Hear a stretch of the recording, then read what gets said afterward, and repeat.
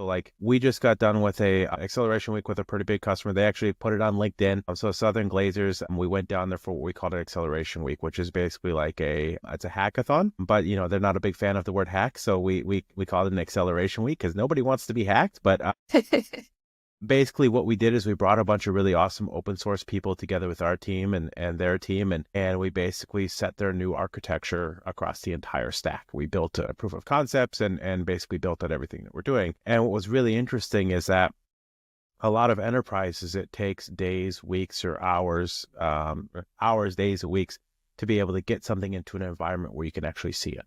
Right. And even longer if you want to get into like a production-like environment, so you can see if you actually fix the bug that you're working on. And for Southern Glazers, it was a multi-hour, if not multi-week process, depending on which environment you're trying to go to in approvals. With Zephyr, we were able to turn that into seconds.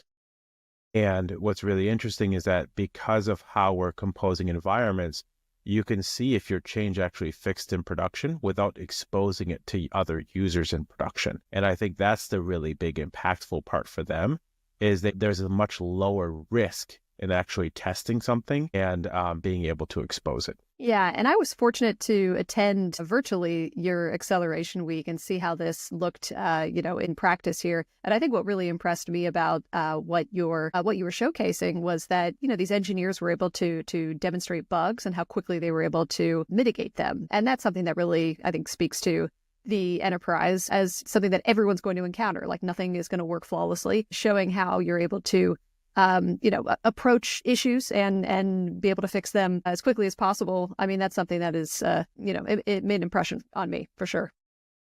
Yeah, it was fun because like we basically made broken builds in production. And what was interesting about that is that we said, oh, look, the build's broken. And then, oh, look, let's go to Dynatrace and find out what the error was. Okay, well, I know what that is. Let me go roll this little micro front end back. And in the course of rolling it back, it's not like a Jenkins pipeline roll back the world. It was a single drop down in Zephyr. I refreshed the page and the world's back working again. And that was really interesting for folks to see because it just felt smooth, right? You didn't have to think about, are these things going to work together? Or, am I rolling back too far? Am I rolling back too much? And I think that really gets to the benefit of micro front ends and module federation too, because I don't have to roll back the whole app as a monolith. Right? All the teams that worked on their features and shipped their features in their own micro front ends, they get to stay out in production.